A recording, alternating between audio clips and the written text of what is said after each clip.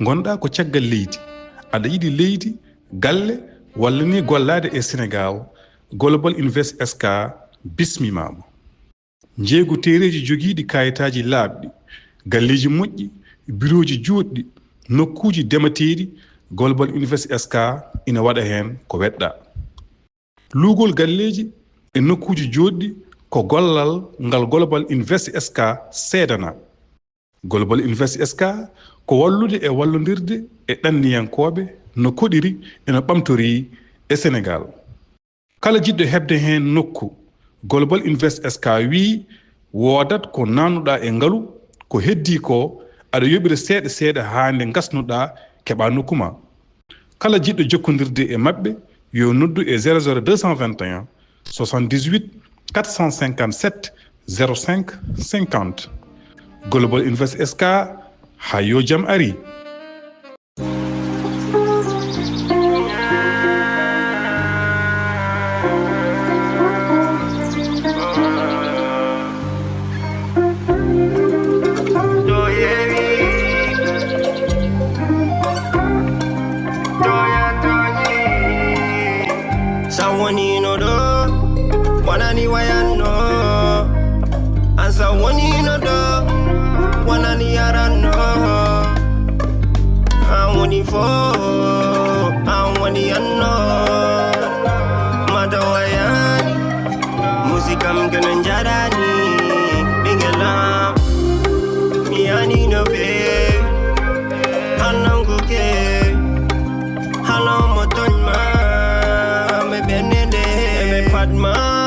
Calma, ben darma, chakalma, ebe peuja ya calma.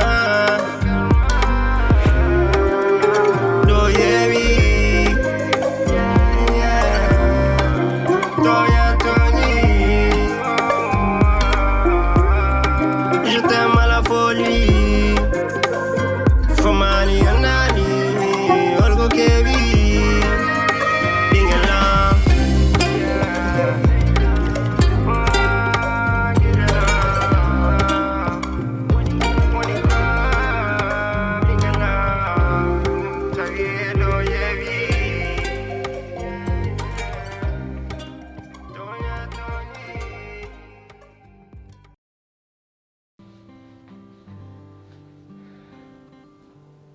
Gede di tan namdi ma aɗa mbiɗa wawi wiidema waɗanamo test grossesse jaha cooɗa comme tu continues à manipuler jettanamo joni joni nawona kam to docteur Ba mi yanima ya garta aɗa tottami résultat nawanom ɗum to docteur Ba sa yettima to docteur Ba tottom docteur Ba téléphone sa yettima wimo yo noddam o daranami ɗum dow ha less par ce que mi natti hoolade konngudi maɗi et depuis peu de temps mi teski wonko suuɗata arrête de jouer double jeu mo jouata o chéri docteur ndeyñinde o daari ɗum waɗano ɗum sax test grossesse je crois rien à ce que tu dis joni miɗo immade joni mi nawa ɗum simi hewti tan mami ɗon e docteur Ba yewtoon enquête du aɗatiri hoore ha mi tawma toon ɗimmoye damay galle o aɗati fadam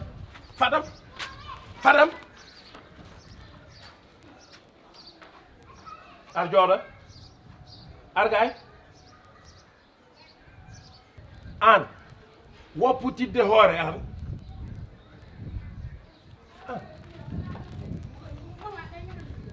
mi tawma ar jooɗo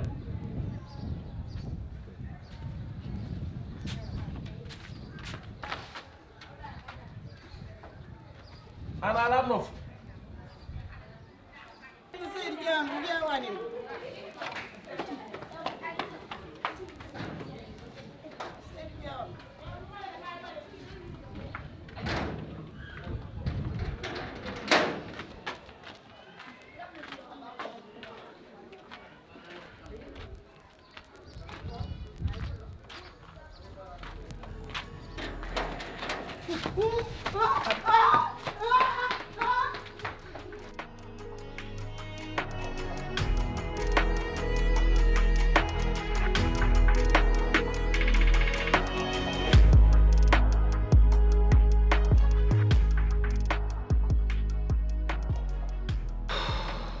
woni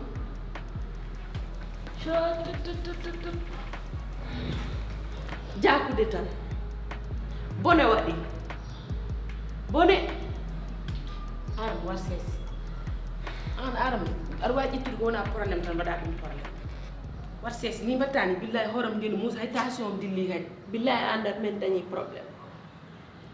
probléme ɓiɗɗo ma on ko sawɗo astahfirullah ko ɗum waɗi kam immoyi hen nder to yero woni yewtere nden o yalti kono kono o waɗata immoyi hen ko suuɗi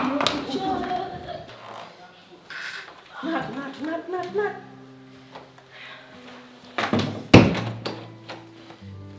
andi tinno wayna ara yo joni hewta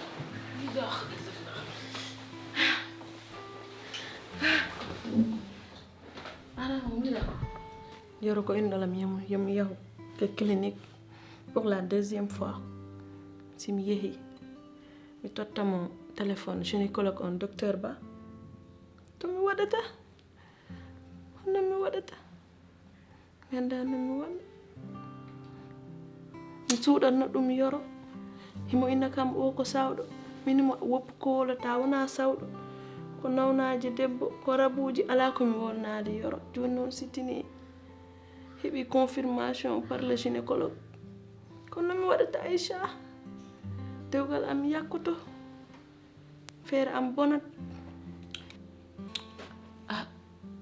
Adam min kam mi jotta ko bonnar ma ni tan kadi feere gasata joni dal sa yeehi gueroɗa ƴeewa kalda e nowere kadi gynécologue ba kalda e makko jewtuta e makko tawde oɗo ha joni o heɓani hen confirmation raw yo wimo hay hunde ala hen peut être ko sellani tan walla ko stress nangimo ko way noon so tawi omo jaɓa saabu aɗa andi kamɓe heɓe koɓe wadde sermage koɓe waɗɓe so wona gonga ɓe mbatta kono Allah no wawi o jaɓa hay goto anda raw so tawi o jaɓani ha feere ala enen ken rewɓe ƴeewen peeje meɗen ƴeewen no mbatten saabu Adama min ken ɓiɓɓe yumma ka mawnam ka sehilam en ɓoydi haaɓi min jibirɗa ɗum nde wonon jibino sinno ko sagam en jooɗo ɗo en haw rokke gorko kono wona ni yarata kono minen kadi mi jotta ko mboɗo yiyatma ni henno kala to pawɗa koyngal ma mbaɗa caggal ma yiyam so Allah jaaɓi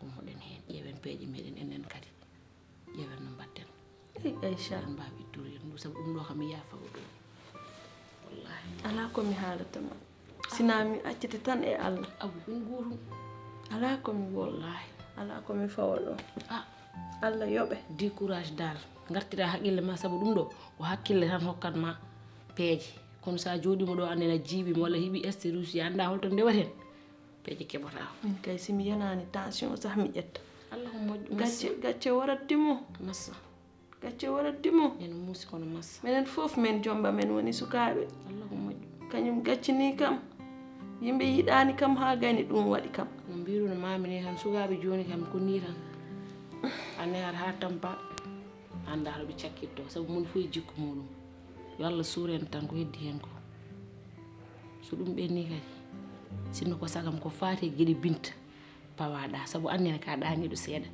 ka serde Adama guila o début mbiɗuma mi yaay sel Binta sel 27 jalta e muɗum kono an a natti jogade peeje natti jogade hakkille an nandetegal magal holto naati an aɗa hiri de a hiri ha yejjiti hoore ma ni kono Allah ko moƴƴo anda ko ɗum woni Binta a yalti gueɗe muɗum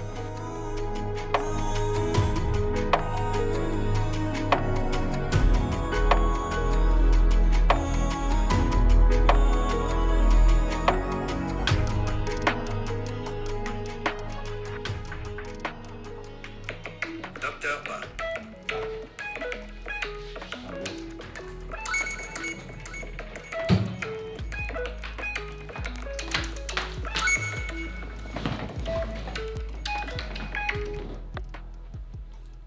Bonjour, docteur. Oui, bonjour, monsieur Sow. Ça va? Comment allez-vous? Ça va très bien. Et vous? Machallah, ça va, alhamdulillah. Ça va bien. Et les activités? Alhamdulillah, ça marche. Je pensais que je ne pas déranger. Non du tout. Je t'attendais d'ailleurs votre appel. Ok. Ouais. Je viens de finir avec elle. Ok. Mais je pense qu'elle est enceinte de 2 mois. Elle est enceinte de 2 mois. Ouais. Oui, j'en doutais. Mais elle est un peu stable actuellement, mais comme c'est une grossesse précoce, c'est nécessaire que vous veillez sur elle, qu'elle évite de faire des activités un peu lourdes, qui pourraient compliquer sa grossesse, tu vois. Ok, il n'y a pas de souci. Et puis, si elle est examinée comme ça, avec le stress et tout ça, ça peut perturber sa grossesse, tu vois. Ok, pas de souci. Merci beaucoup, docteur. Merci beaucoup, il faut bien En tout cas, mi weltima no feewi et vraiment merci quoi. Merci vraiment. Et soit courageux. Il n'y a pas de souci. Les enfants, ils font toujours des bêtises quoi. Ok, merci beaucoup docteur. Ok, portez-vous bien.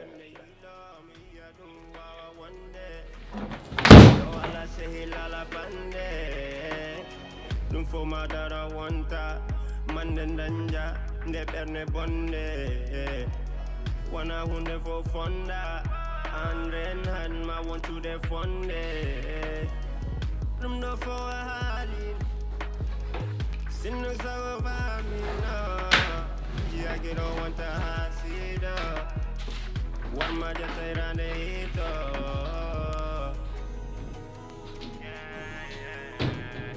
ɓerne paleji jittane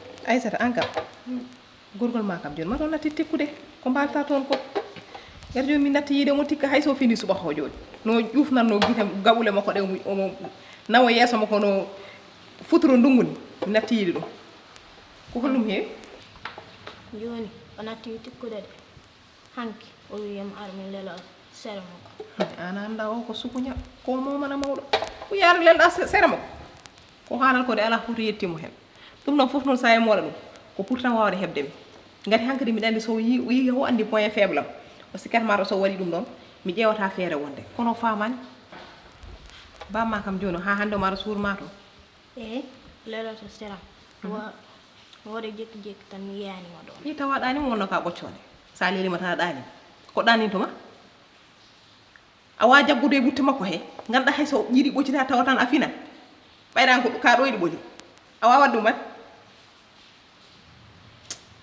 an ka waɗi kam bambu tan an wallahi an min no jimmi mbayani hay batte hen a wayani noon sa wiyama tan dillina hoore a wawa haalde a wawa jabade a wawa wadde hay batte an to jogoɗa wollirde kam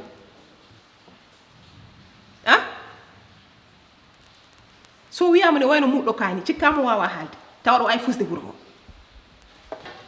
ya joni an kam hay nafoore wotera jogonani kam min somi joni mi sikkita mi fayi haajam fo e ma mi jogorani dañde hen ko jogoro mi jidde ko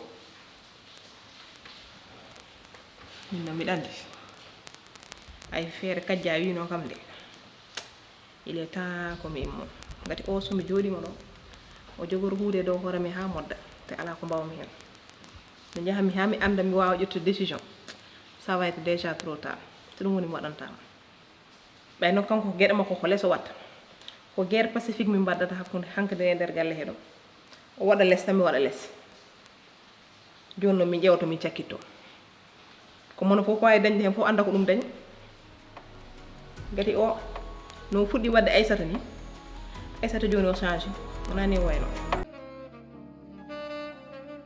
Sar Maimouna West African Food woni koɗo e nder Amérique. Sar Maimouna udditi restaurant mawɗo e nder Colorado ngam wallude bandiraɓe ɗanniyankoɓe. An jewnuɗo ñamele nokkuma garata koto Sar Maimouna West African Food.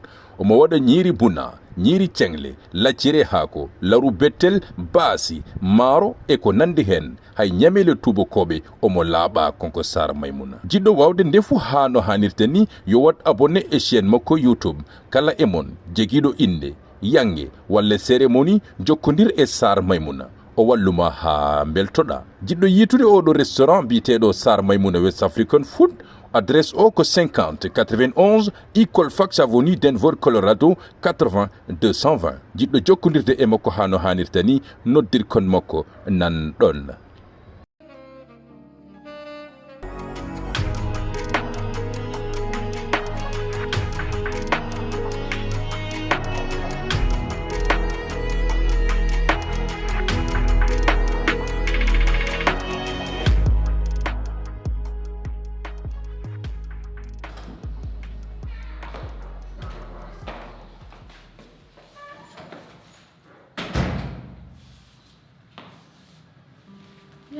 Yar suuduma mbeɗa ara joni.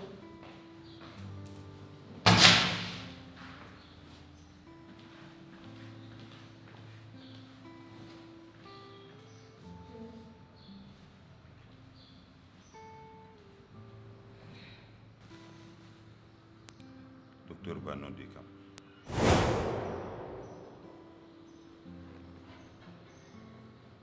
o haalni kam fof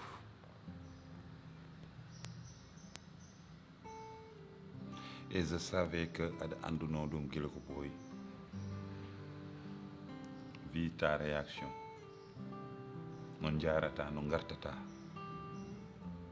somi noddima hen yewtere comment tu es vite no dogota yewterem mine ma e ko fati e ngel ɗo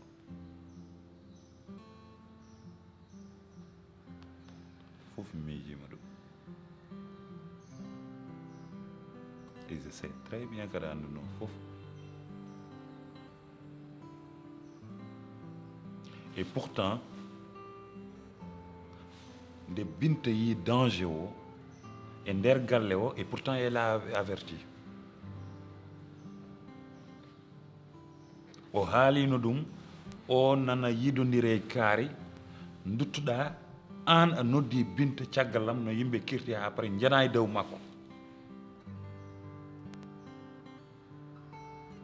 hay Binta pour ma wonde responsable bien sûr balde mo dañi ɗo hena de kewani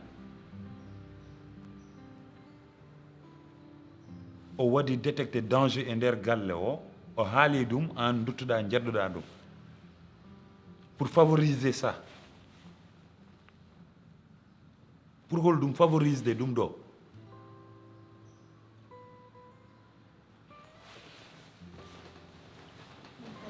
ƴeew mi sohlani haala oto wiyam koko betti ou bien koko diwi ou bien koko sori koko mi sohlani ɗum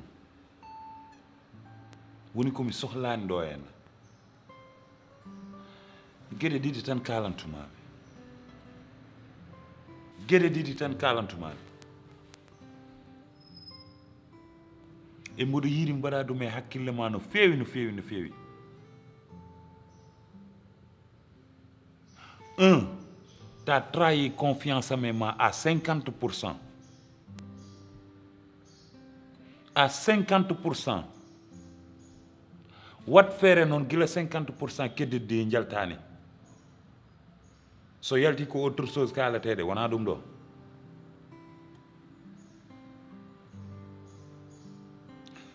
Dimmogo docteur noddi kam o halni kam tous les dangers gondo e odo grossesse précoce oto jeew ittude ɗum oto jeew rokkude mo comprimé oto jeew ittude reedu ndu parce que si tu es capable de woppude ɗum ɗo ha nata e galle o tu es capable aussi kadi de wadde goddum e goddum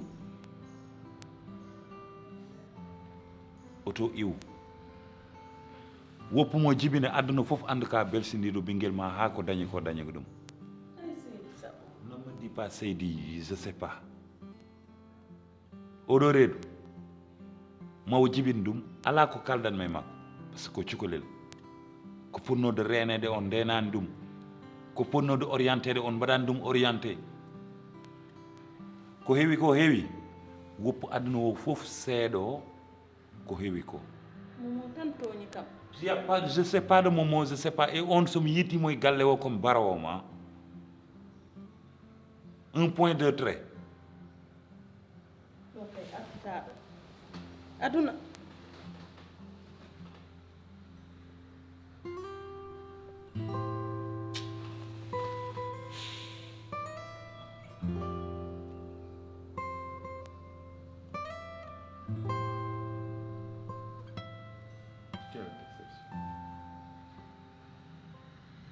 Avec tout. Bandirabam fof haali mbimi non ko an. Ay maintenant ouais. Dogdo do terrasse jutta. Dogdo do terrasse juttata. Voici les retombées.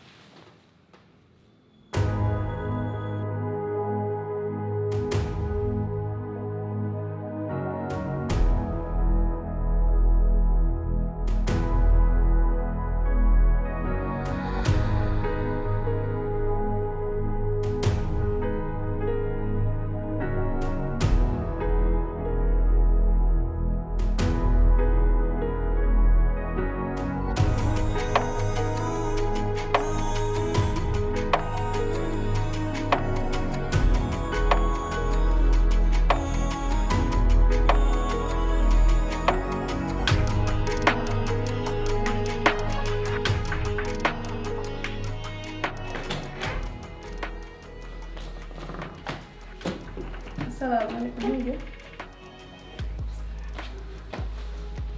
Mata. Pak Ajo. Nolu. Kecil. Sawa. Anko woni? Hayda. De balik ka comme yi les. Mana hayda. Te sir de balik ko arani am de. Mana hayda.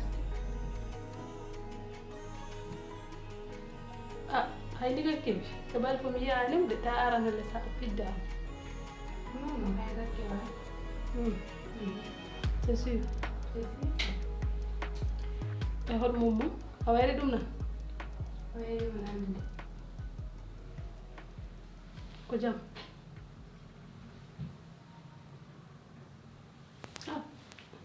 min kam fa do ma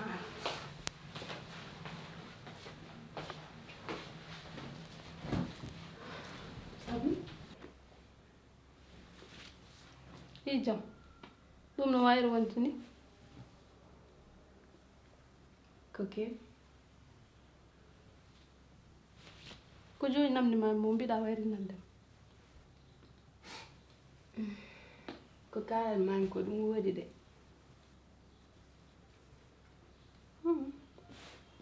ɗum kam no wayri wonde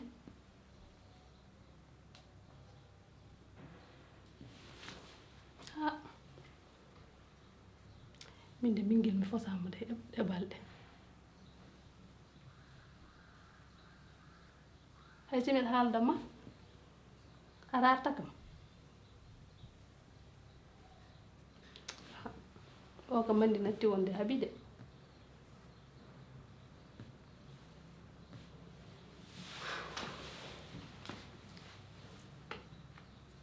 haaɓi ko nanmi koko gonga ka reedu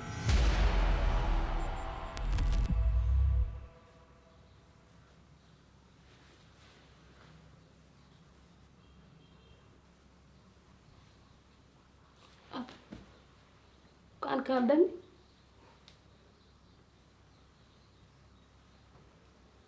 a jaɓa e haalde am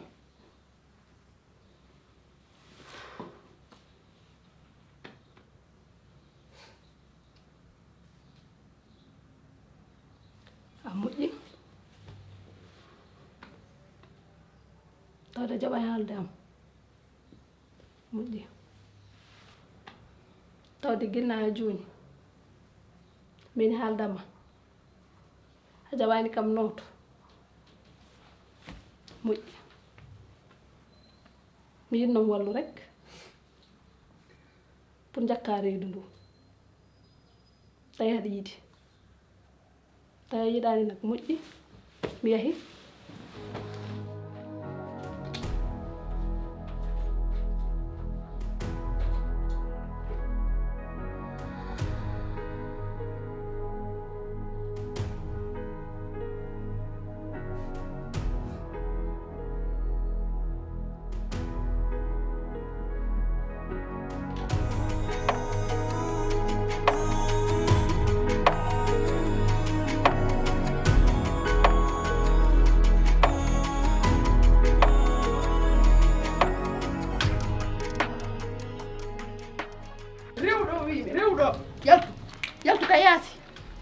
kayasi mère si koyngal ma teppitiɗo mi helalngal ko ngal fuɗɗiri ga mère fijani hen mi jalani hen agamani kalamami ko mère an wona addimo hiɗa en naggumugol mère oɗon toñami an arɗa ka galle depuis wonɗa cukalel ha joni baba haabi ala ko waɗantama min wowletaki wimi wona min mère so wimi wona min mi watta ɗum haabi ko miñiraguelam immoɗo hiɗenne wona an abi anda hay goto si wona an te attention debbo si sawi sinni ko kaari tan ko kaari yeehe waɗe test hara wona kañum analyse ji ɗin fof ko debbo woli kon ko ɗum wonata abi anda hay e goto o yahali hay nokku école on galle ɗen an hiɗa ara ka galle mi fawma woni baro ala ko waɗɗa sina hersingol kam an wona addimo mère aɗon toñam wona addimo mère wona min tan goto anna toñani kam habi wona min tan goto jogui wona min tan goto o andi wona min tan anga hersata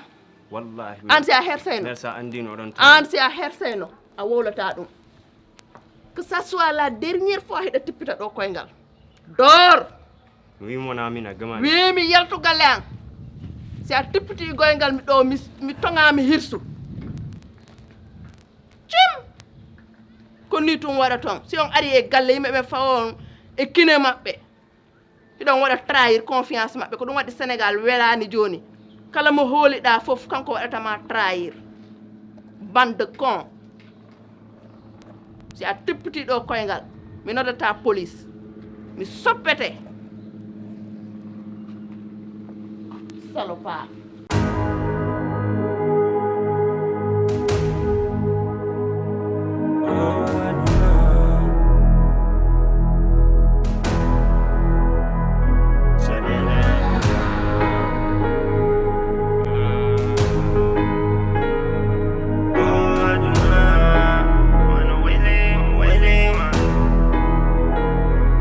Waiting,